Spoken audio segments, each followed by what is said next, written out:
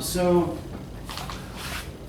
I did want to just check in with everybody before we really got started today, since we are actually coming up on midterm now. And just see if anybody had any questions either about assignments or about any course material or about anything that is bothering or confusing you that is relevant in some way to this class. So what would the midterm exam be consisted of? Okay, so it's going to be in two parts. There's going to be an essay section, right? So I'll provide blue books for everybody. But you will, the essay section will be, I'm going to give you three questions, right? You'll choose one to answer, and you'll answer it in a 500-word essay in the blue book, right? The second section is going to consist of identifications. So I'm going to give you 12. You will answer 8. And I will give you tonight, I'll email to everybody, both a set of sample questions and a list of key terms that I want you to know, right? So there'll probably be about maybe 25 to 30 terms that I'll give you. There'll be 12 on the exam. I'll also give you a study sheet for those terms. And if you study the terms, that will also probably help you with the essay questions. So the essay questions I'm going to give you are going to be pretty general. They won't ask you to reference specific texts. The questions on the exam itself will ask you to reference specific texts, right? So if you maybe are prepared to answer 2 of those essay questions with a couple of different texts, then you're in good shape for the exam. But yeah, working on studying for both parts, kind of in both of these ways, will help. They'll help each other, right? If that makes sense. And look, it has been my general experience that as long as you are coming to class, doing the work and paying attention, you do just fine on the exam, right?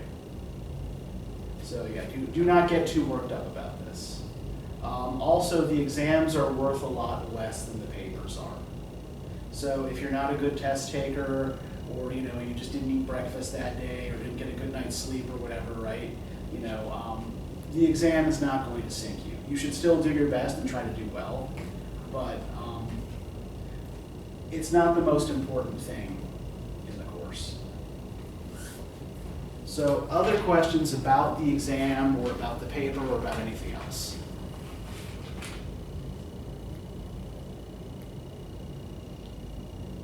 We would be taking the exam in our normal class time. It's Oh not yeah, something yeah. that It'll be at our normal class time, normal classroom. Yeah, I think the only point in the semester when we'll be taking tests outside of normal class time will be in finals, and it'll still be here. It'll be in this room. It'll be something roughly equivalent to the time we usually take the class, but not exactly.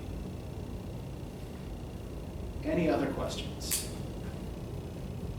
I do want to remind everybody too that if you want to talk over your paper topic, please just come see me in the office. I'm happy to do that with you, and that you do get extra credit for going to the writing center, so keep that in mind as well. Okay, so if there are no further questions, let's just quickly go over the vocab from last week, and then we'll get into Mary Shelley. All right, so who can tell me who or what the beadsman is? He was the character from the Eve of St. Agnes who started and ended the poem, and he would be praying for other people, so it was probably going to be some rich family that would hire him to pray on their behalf. Yes. And what is the beadsman's lifestyle like? He can't get into human desires, so he's basically does nothing but pray.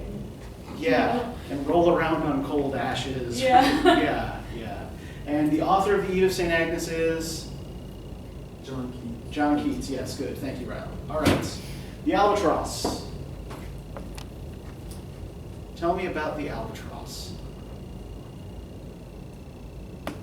The bird in It's a bird.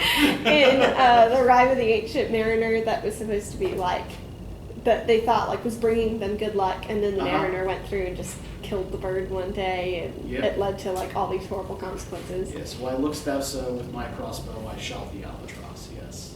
So this is you have Coleridge, Rime of the Ancient Mariner. Yes, the seabird the mariner kills that begins his run of bad luck, right? That shows his kind of callous disregard for non-human life, right? All right, the male gaze.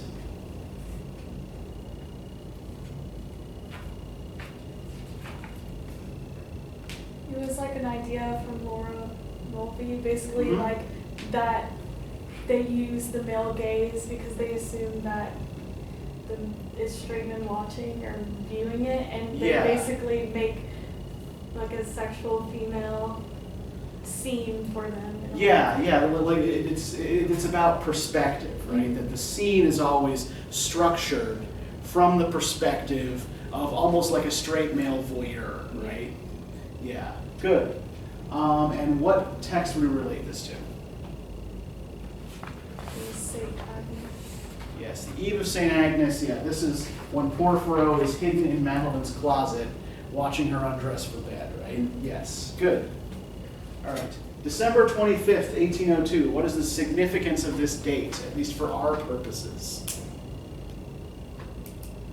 It's Dorothy Wordsworth's 31st birthday. This is Dorothy Wordsworth's 31st birthday, yes. And how does she describe this 31st birthday? Dull and frosty. It's a dull and frosty day, right? Yeah, it's this kind of like note of despair and hopelessness in the Grassmere Journal, right? All she can think to say about her birthday. Vocational philanthropy. What, pray tell, is that? That's the ideology that was that we could see like in Dorothy's journals about work between men and women, how men work out of necessity to survive. Yes. And how women work out of care and love for their family members and neighbors. Yes, women are supposed to work out of care and love and to not expect compensation, right? Because the love you get back is its own compensation. That is the basic idea. It's basically a way to gaslight middle-class women into doing free labor, right?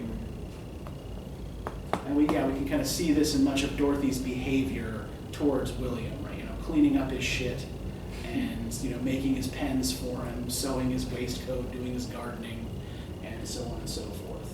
And yeah, this is something we're really going to want to remember and keep in mind when we get into Victorian women's literature, because this ideology just explodes and kind of like supernovas into something larger. Okay, Pantheism. That was the idea, that everything in creation has an element of the divine, and that God was kind of in everything. That God is in everything, and everything is God, right? I think I took off a little bit of credit because one of you put pantheism, that pantheism was that everything is apart from God. It would be more like that everything is a part of God. So, yeah, just, and what text would this relate to? Rime of the Ancient Mariner. Yes, it's the Rime of the Ancient Mariner, right? And how is this relevant to that text? What does the mariner have to learn to do? Love even the non-human things, Yeah. revere them as important to life. Yeah, the thousand slimy things, right? He has to see their beauty and bless them, right?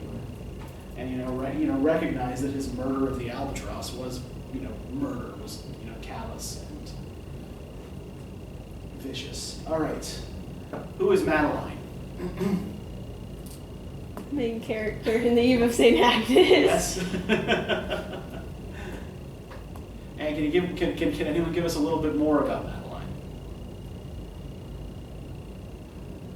She is the one that's being watched in the bedroom by Porphyro. Yes, Porphyro is watching her in the bedroom, yes. And she believed that her husband would be shown to her in her dreams. That's the idea of the St. Agnes. Yes, and that's kind of the vehicle that Porphyro is using to get into her bedroom, right?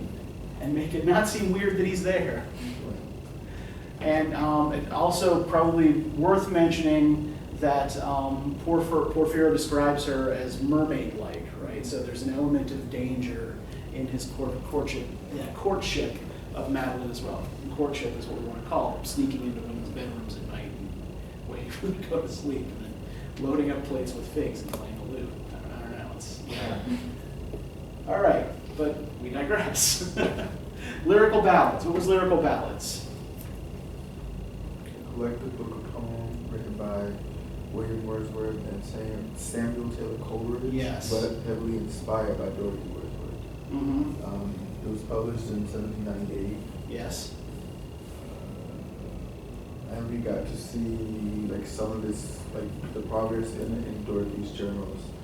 Mm-hmm. Yeah, and most of the things we've read thus far by Wordsworth or by Coleridge were written for this collection. As you know, the Tintern Abbey is part of this collection. The Rime of the Ancient Mariner is also part of this collection. And the idea of lyrical ballads here, right? The idea of a ballad is to align this with folk poetry, and kind of like with the wisdom of the people and with the folk, right?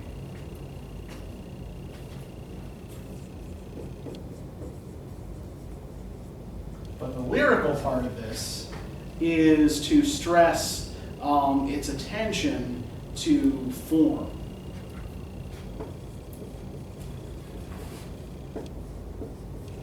That these are constructed, educated ballads, right? Not just country ballads of the sort that people like Thomas Percy went around collecting.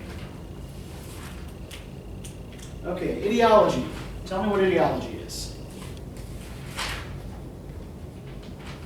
It's kind of like a prevailing idea or opinion or something of the time, and a lot of times it was something that like maybe an elite class would adopt, and then it kind of like trickled down to the rest of society. Yeah. And just no one really questioned it. Uh-huh.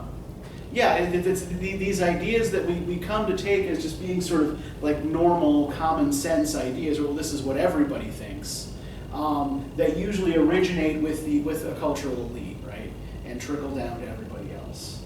So, like for example, the whole vocational philanthropy thing and the general attitudes towards the life of a middle-class woman expressed in Dorothy Wordsworth's work, right, would be part of a late 18th, early 19th century ideology regarding women's place in society, right?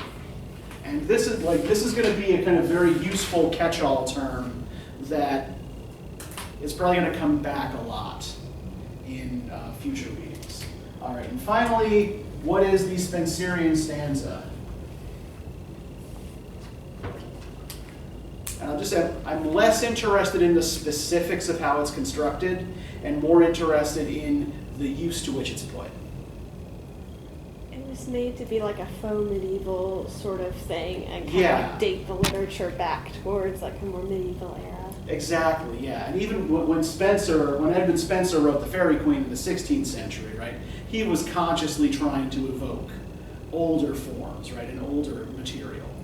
So Keats, in the Eve of St. Agnes, by writing in Spencerian stanzas, is trying to connect to this kind of like older tradition of copying older traditions. So does he do that to like help sell the story more? Do you think? Because he's right, like the setting seems medieval. So you think he's writing that way to like help sell the story more, like people will recognize it and not automatically assume that it's medieval, it's a medieval poem, but help sell the story or the idea of the setting more. So I'm going to give you kind of what my theory is on this, and other people who study this poem much more close than I do. Right? I'm not a romanticist, I'm a modernist, so this is kind of like within the general period that I'm qualified to teach, but it's not really within my area of specialty. So I'll just sort of add that caveat, right? So here's what I think is going on here with the Spencerian stanzas. Okay, so the era before the Romantic period, right? The kind of the dominant ideology in literature is, I think, what we may have talked about neoclassicism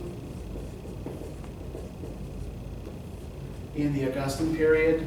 right? The Gothic is kind of a reaction against this, right? And Romanticism is a kind of continued reaction against kind of this respect for Greek and Roman literary and artistic models.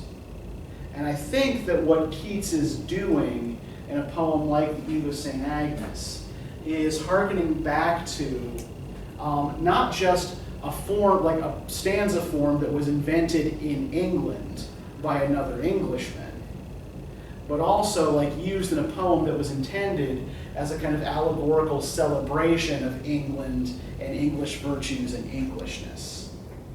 So Romanticism is often like caught up in nationalism in sometimes interesting and sometimes troubling ways.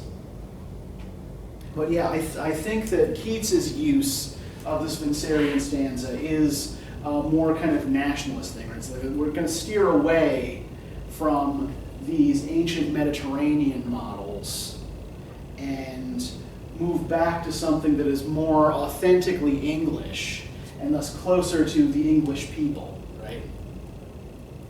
If that makes sense. Yes, it does. But that's just my reading of it. Other people may regard this differently. You know, your usage may vary, your mileage may vary. So yeah. All right. Any other questions before we get into Mary Shelley? Okay. So were any of you familiar with Mary Shelley at all before you read this? Okay. You're nodding, Kaylee. Why are you familiar with Mary Shelley? I read for a class in high school. I read Frankenstein that she wrote. So like I've seen some of her work, and like it was you can definitely see it was like her style, like followed through both of them. But so how many of you are at least passingly familiar with Frankenstein? Everybody is at least passingly familiar with Frankenstein. Okay, good. So what do we know about Frankenstein? What does our passing familiarity with this novel tell us? Well, first, the monster's name was not Frankenstein. Frankenstein was the creator of the monster. Yes. That is when I assign Frankenstein in class, that is how I know people have not read it, if they refer to the monster as Frankenstein. Yes. Mm-hmm. And it was like the person who created it was Victor. And he was like kind of an alchemist, but he was supposed to be super, super smart in all his stuff, and he decided that he was gonna just like build a monster and like bestow life on it. And so like the whole thing is how the monster like was scorned by the world, and then it kind of retaliates. Good job, Victor. Yeah, well done. Yeah. And in the end, like it kills all these different people because Victor won't make another one like him, and so he's all alone. It's so sad. So it must render Victor alone and friendless in the world as well. Yes. So, did you notice that? So, if you seem to be most familiar with Frankenstein, and thus most familiar with Shelley's work here. Did you notice any similarities between this story and Frankenstein? Can you see like points of connection here? Well, like this character, I mean, the whole kind of like alchemy, like thinking about like life and death is similar, but also like in the end, both of these characters, like the monster and then Winsey in this one, like are both going to go and commit suicide in the end, and so you're kind of like in kind of similar ways, like hurling themselves into the Arctic, right? It's so there are kind of similar themes of alienation and potential suicide, right?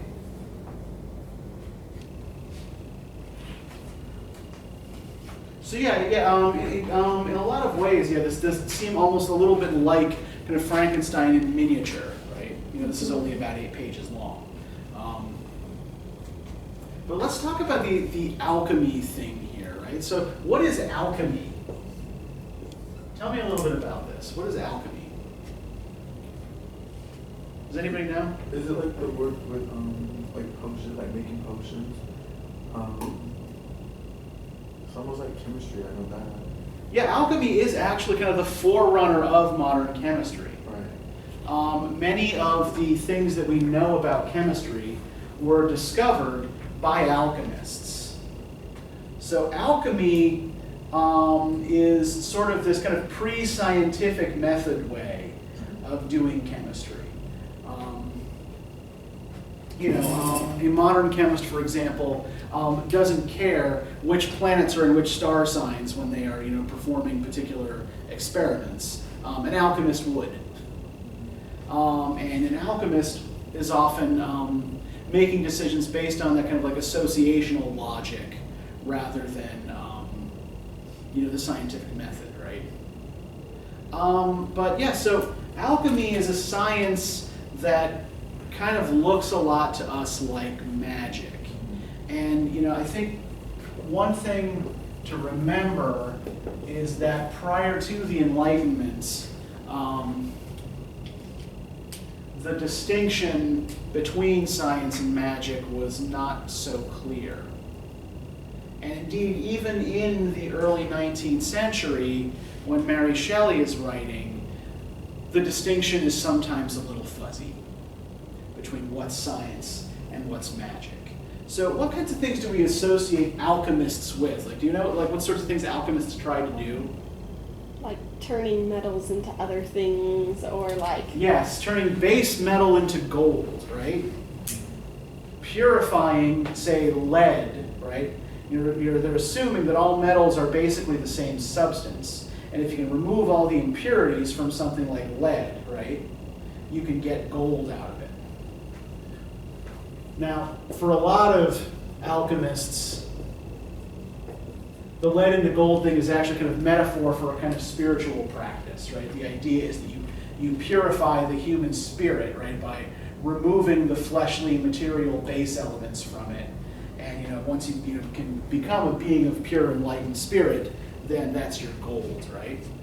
But they're also associated with these ideas like the elixir of life,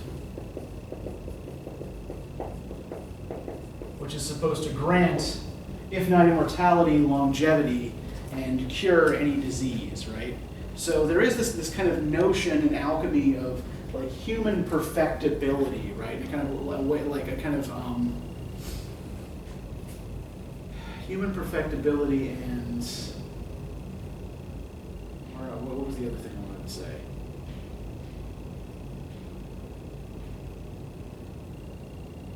Human perfectibility through chemical processes, right? Through kind of like the practice of science. So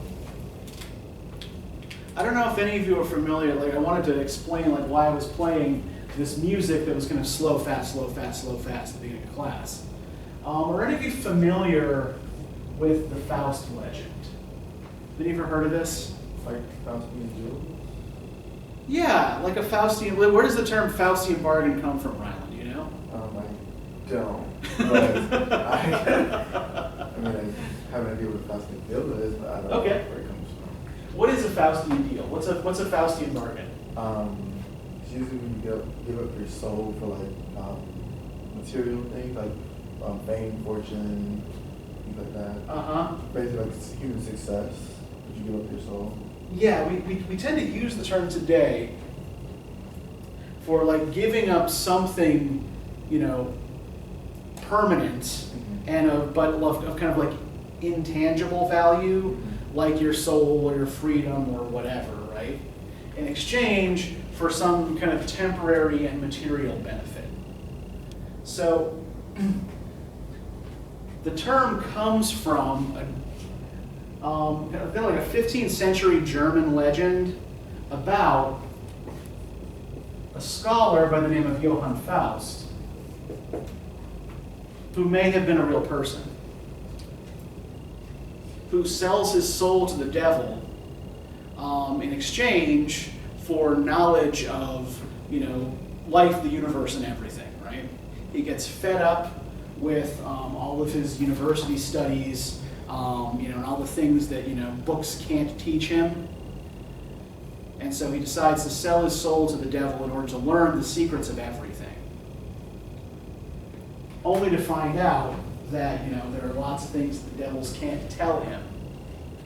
And essentially kind of what they do is kind of keep just kind of pacifying him with sensory pleasures until, his once lofty ideals have fallen away.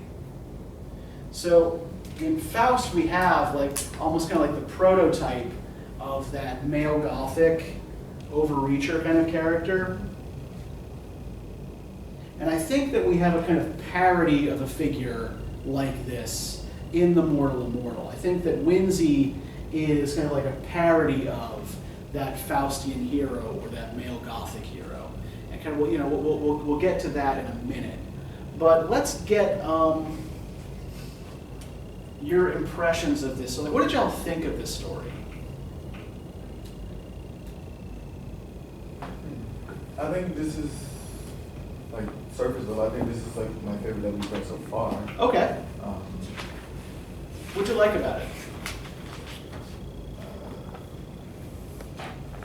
I guess, like, the alchemy, I can't necessarily call it magic, like, the alchemy part. Yeah. Funny. Then when we started learning that he was like 300-something years old, and he's still like in his 20s, I'm like, okay. I guess I just started thinking, I'm like, okay, so what if, like, 300 years from now, I still like this, and I'd be dead, but like, imagine this happened to me. Yeah, having to continue as a 20-year-old. Right, Yes. 300 years from now. Basically indefinitely, yeah. Right. That's Really funny.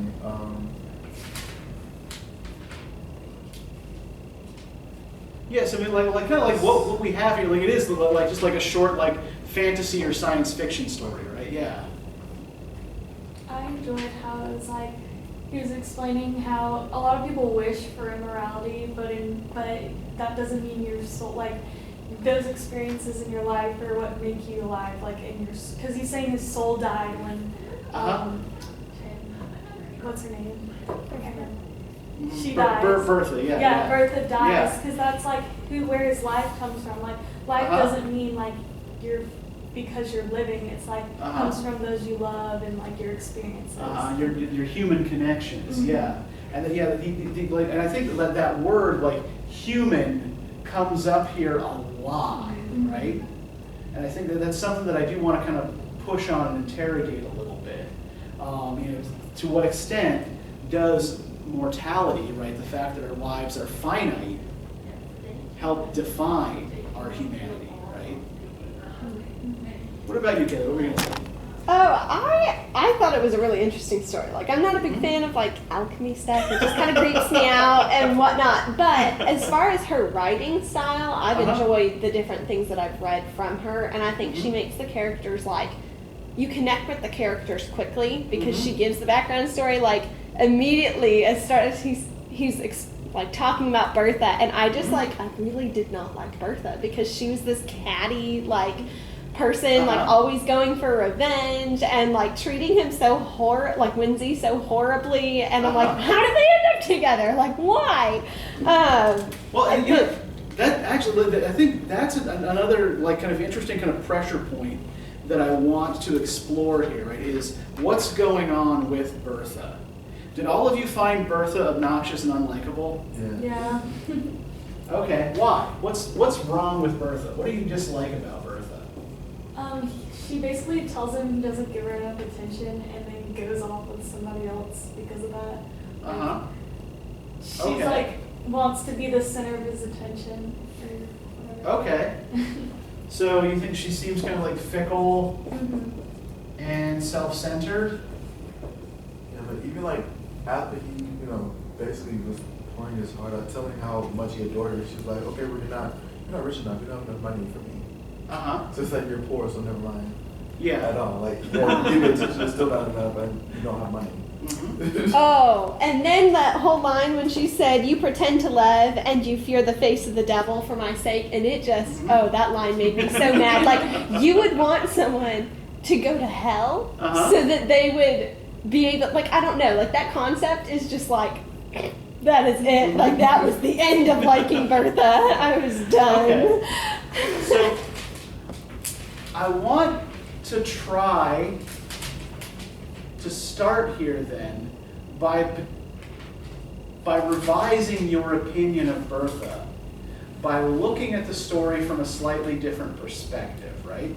Whose perspective on events do we have throughout this? Just Winzy's, right? So this is all Winzy's narrative. And what do we know about Winzy at this point in his, I don't want to say life, in his existence? I mean, he's in his 20s. Yeah, he's 20, but he's really, or he looks like he's 20, right? But he's really 323 years old, right? At the time he's telling this story.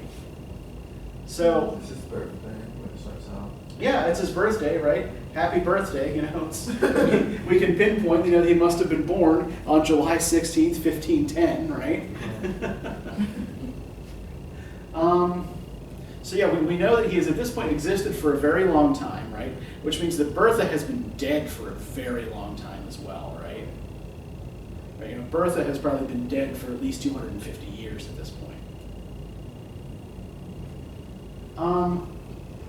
What else do we note about Winzy's character at the time that he's relating the story to the reader? What do we know about him? Like he's lost all hope and like has a really sad outlook on life. Okay, yeah. Yeah, yeah, and what does he no longer have any real connection to? Humanity. Yeah. Like all of it, like everybody he knew is dead, right? He can't stay in one place for too long because people start asking questions like, why do you never seem to get any older? So, gotta go, right? On to the next town. And yeah, so I think it's, so he's already at this point lived for centuries this kind of itinerant, alienated life, right? Now, I think it's also probably worth thinking about the publication circumstances of this story in forming our opinion of Bertha. So, this story first appeared in a periodical called The Keepsake in 1833. And The Keepsake was one of the most popular of a set of what are called literary annuals.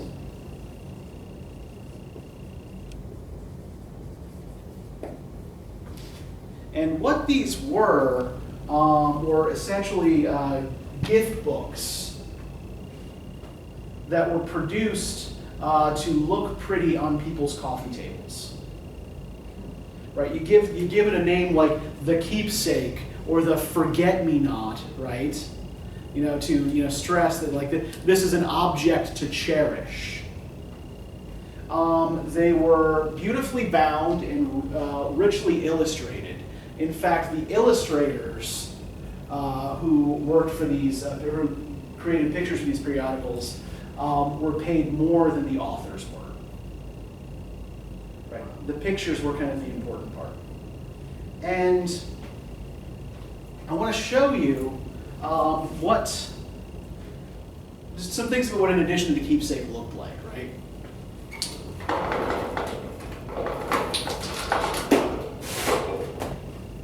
So let's pull this up.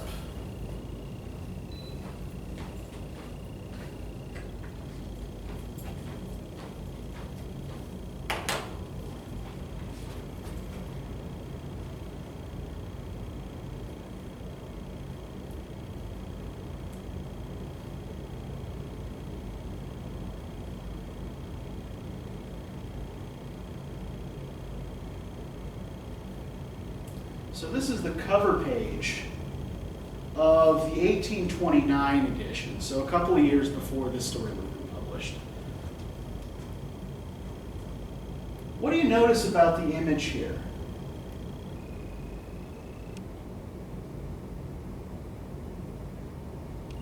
Is that supposed to be like an angel? Okay, No. maybe. Okay. we have this kind of floating woman, right? And these kind of diaphanous clothes. Let's see how many we've got. We've got 1, 2, 3, 4, 5, 6, 7, 8, 9, 10 women here. What do they seem to be doing? What do they gather around?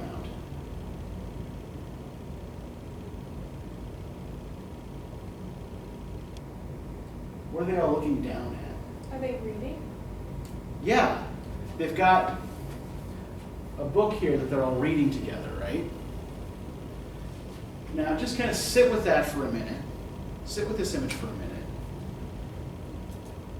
This is what the outer cover would have looked like. So, like this is aged now, right? When it was new, like all of this gold leaf would have been very shiny, and the leather would have been a kind of rich, deep color. So it would have been a beautiful object that people who were guests in your home would want to talk about, right? And pick up and look at.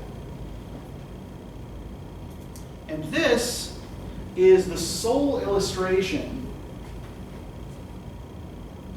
from Mary Shelley's story in the original edition of The Keepsake in which it was published. So what is this scene here? Who are the characters we see?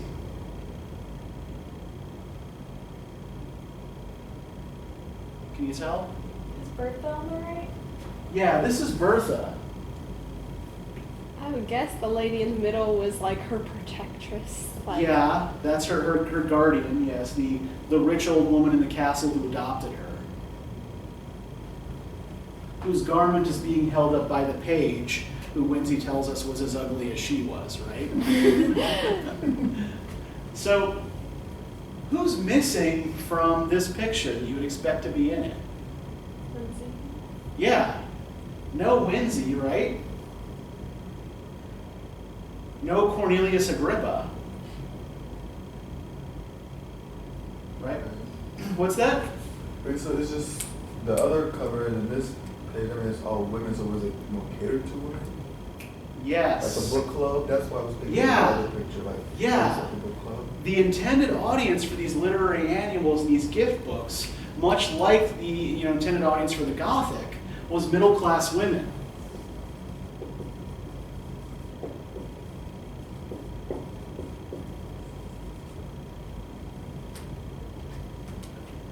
So the original readers of this story might actually identify more closely with Bertha than they do with Winsey. Hence Winsey's absence from the picture here, right? And this is also, the point in the story at which Bertha rebels against convention, right? And basically gives her guardian the finger and runs off to join the man she loves, right? Regardless of the consequences. And so, in light of this, I think that we ought to consider Bertha's situation more fully here. So what is Bertha's situation at the beginning of the story? Her family was really close with Winsey's when they were growing up, and then she was orphaned, and that's how she... Yeah. Bertha is an orphan.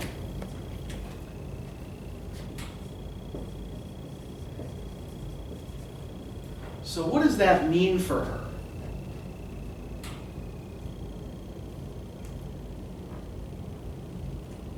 That means she doesn't have a dowry to get married. Yeah, no dowry, right, for one thing. So yeah, there's that particular wrinkle, right? And if she doesn't have any money of her own... She's going to have to rely on him or someone. Yeah, exactly. She is entirely dependent on other people. And, the scene that was illustrated there, I want to point out exactly what the old lady says to her.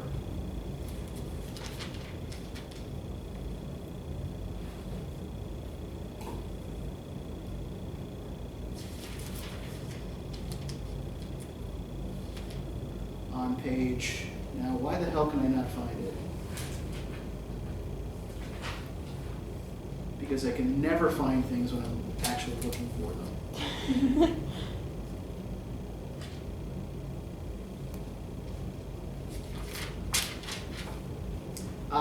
On page 1039, right?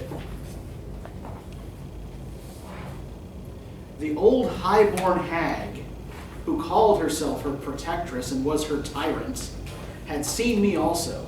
She hobbled, panting, up the terrace. A page, as ugly as herself, held up her train, and fanned her as she hurried along, and stopped my fair girl with a, "How now, my bold mistress? Whither so fast? Back to your cage. Hawks are abroad." So let's just kind of think about that line, like, back to your cage. What does this suggest about Bertha's situation? She's like a slave in a way, or like seen as less than everyone else. Yeah, I mean, she's almost like a prisoner, right? And, it seems like the old lady seems to even almost think of her as like a prisoner, right? Get back to your cage.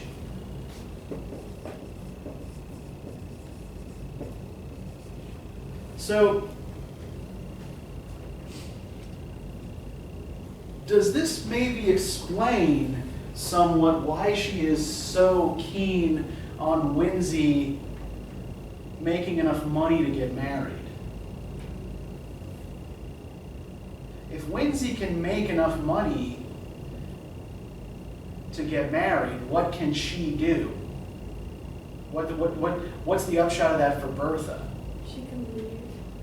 Yeah, she can leave that cage, right? But then she's dependent on him, right? So we never see Bertha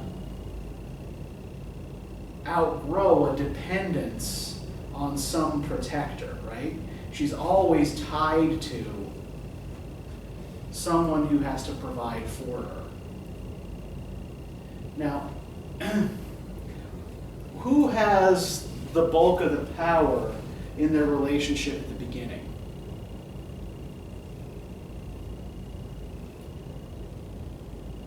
You're in a relationship between Bertha and Winsey? Yes.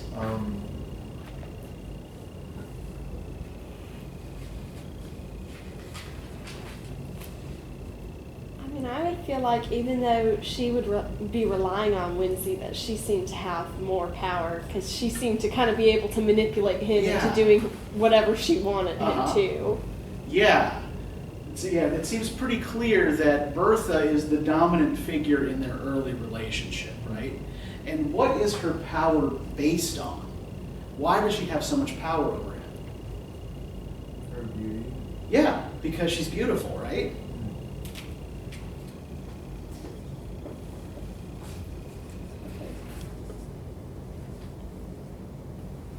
Right, because she's beautiful, he'll do he'll do any number of stupid things if she smiles at him, right? Because, and I mean, no offense to anyone particular in this room, but I know this from experience, 20-year-old men are idiots, right? And they have poor impulse control. But because she's beautiful, he'll do whatever she wants, by and large, right?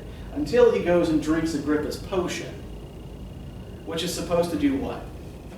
Cure him of love. It's supposed to cure him of love, right? That's the line he's fed, right? Is that true? No. Kind of, sort of. It is actually kind of true, right? And I think I want to, again, kind of dig into that a little bit as we proceed here, right? This idea of the potion as a cure for love. Because what slowly happens over the course of Winsey and Bertha's lives together? How does the power dynamic shift? She now depends on him, like he has power over it. Yeah, as she becomes older and less beautiful, right? But he remains just as young and strong and good looking as he ever was. Her power over him fades. And what are they left with? Let's go back to 1042. There's a short paragraph near the bottom of the page. Can I get one of you to read for us? It says, "I returned the good soul's embrace." Okay, Okay, it says, I return the good soul's embrace heartily. I will not, my Bertha, but for your sake I had not thought of such a thing. I will be your true, faithful husband while you are spared to me, and do my duty by you to the last. The next... Okay, we can stop there, right? So, is there anything about this paragraph that strikes you as weird? Anything in the language here?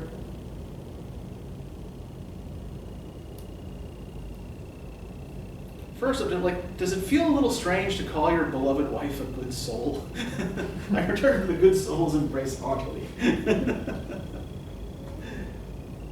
don't know, it kind of sounds like, well, I'll be your husband as long as we're married, and then you're going to die, and maybe I'll find somebody else. Like, it's kind of like how it sounds, at least to me. Let's look at that last clause there. I think there's a particular word that we should put some pressure on.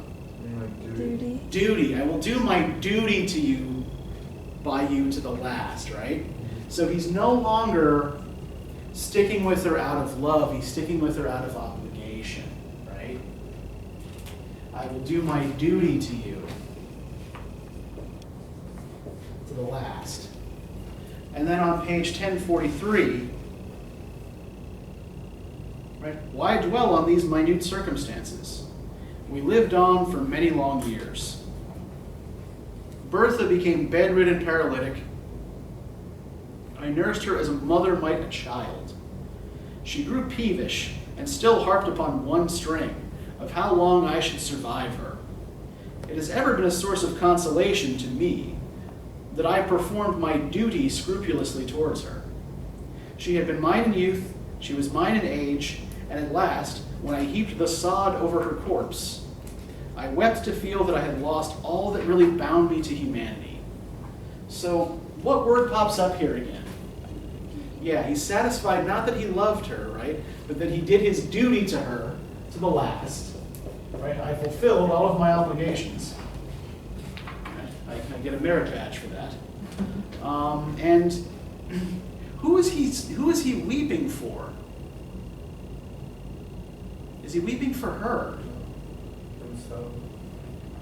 Yeah. He's mourning the loss of his humanity more so than her. And I think, to get back to that repetition of the word human and humanity, right? That kind of runs through this. That idea that your humanity is in some way based on your ability to form connections with other people. Yeah, he's crying for the loss of that. So on the one hand, he's crying for himself, right? Boo-hoo, so sad. But yeah, it's because without human connections, you can't really be or feel fully human. And I think that this kind of relates to the whole idea of the potion being a cure for love. Right? If you are an infinite being, to what extent can you actually love little mortal finite beings? Every time you form a connection with one, they're going to die, right? I mean, in what might seem like, a long time, they might live 80, 90 years, whatever, right?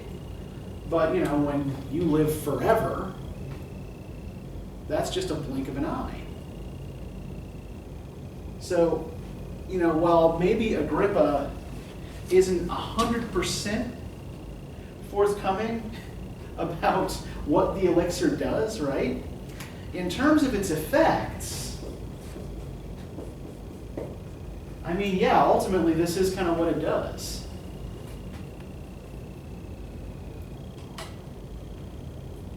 So I want to talk a little bit about Cornelius Agrippa, and I want to talk a little bit more about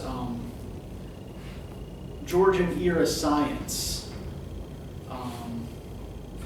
And then I'll give you the reading questions for next time, and we'll call it for the day. But I just want to make sure we cover this. So, have any of you ever heard the name Cornelius Agrippa before? I'm not sure, but something about it seems familiar. Yeah. Okay, I think he's used as a character in some young adult fantasy books now, right? And he was a real person. Actually, to give you his full name, you'll love this. He was Heinrich Cornelius Agrippa von Netterheim. Wow. Right, because more names means more important. And his reputation today is as a scholar of magic and the occult. Right? In fact, his best-known book is called 3 Books Concerning Occult Philosophy. So actually, his best-known 3 books, not his best-known book.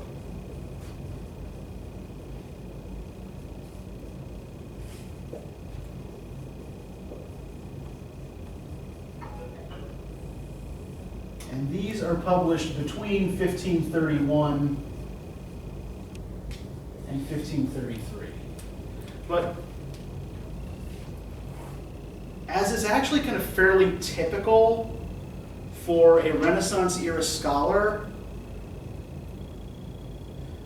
this isn't even Agrippa's main concern, right? In addition to writing books on the occult, he was also, a lawyer, a theologian, a philosopher, a satirist, and a natural scientist, right? This was just part of the general body of things that a Renaissance scholar typically studied. So today, in university education, we tend to specialize fairly narrowly, right? You have a major, you study that major, and if you go on, to do, a master's degree or a PhD, you stick within a fairly narrowly defined field, right? I mean, hell, like even earlier today, right, I said, that I'm not, I'm a literary scholar, but I'm not a romanticist, I'm a modernist, so I know these things and don't know these things, right? In Agrippa's day, people were not nearly so narrowly specialized. You were expected to have broad knowledge of a number of different subjects. And so Agrippa is a person of that sort. There's also something kind of like, there's a kind of showy glamour that attaches itself kind of like to the magician scientist as well. And I want to show you a painting from 1768.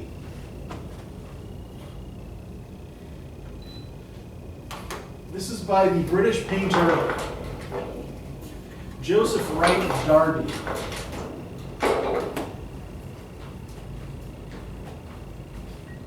And the painting is called An Experiment Upon a Bird in an Air Pump.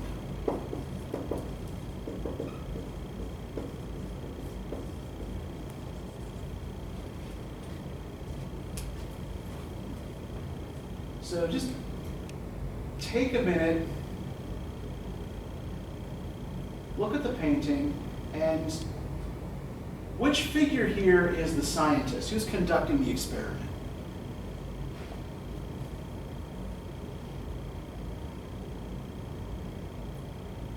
The person in red?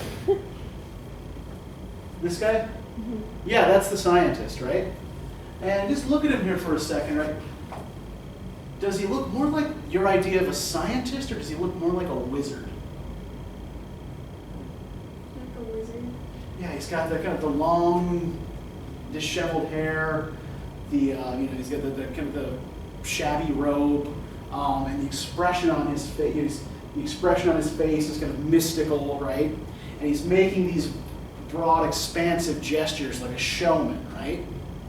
And he's performing this experiment for an audience, right? And we see that the audience members all having kind of like this variety of reactions, but that tells us something as well about kind of the nature of late 18th and early 19th century science, right? There was a strong element of theatricality in it. In fact, Mary Shelley got the inspiration for Frankenstein in part through having seen the experiments of a traveling Italian scientist by the name of Luigi Galvani when she was a child. So Galvani is the guy who discovered that our muscle movements, whether voluntary or involuntary, are controlled by electrical impulses sent from the brain. So what he did was travel around with a pair of severed frog's legs that he would hook up to an electrode. And he would demonstrate this principle by making the frog's legs jump, despite the fact that they're not connected to a body any longer. So this kind of like dramatic theatrical science was very common, particularly in Mary Shelley's childhood. And so the visual impact of Cornelius Agrippa's elixir, right?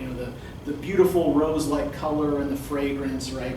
This is all kind of in keeping with the showmanship of Romantic era science. In addition to this notion, you're kind of, pushing the boundaries of what, religious authorities once considered acceptable.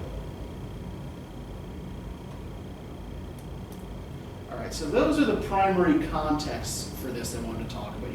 These gift books, that are aimed at middle-class women, plus this notion of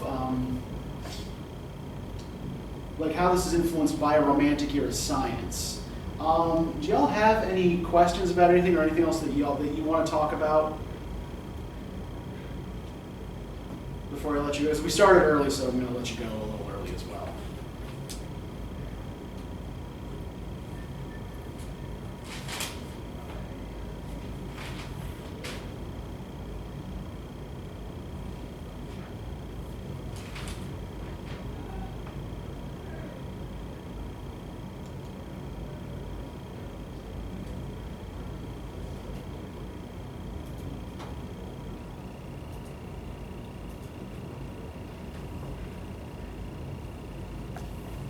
So for next time, you're going to be looking at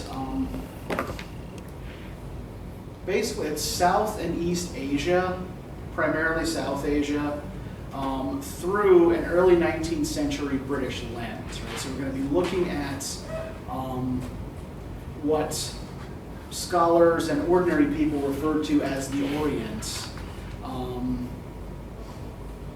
through the eyes of British tourists, scholars, painters, and missionaries. And discussing the various kind of limitations of their vision.